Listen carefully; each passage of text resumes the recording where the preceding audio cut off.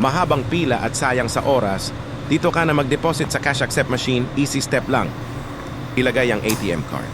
Kapag hindi dala ang ATM card, maaring i-type ang account number, antayin na magbukas ang lagayan ng pera. Kapag ATM card ang gamit, kailangan na ilagay ang PIN ng card for confirmation na dun nga ide-deposit ang cash. Pindutin ang deposit cash, maximum 100 piraso na bills ang kayang tanggapin ng cash accept machine. Maring 1,000, 500 at 100 pesos ang mga denomination.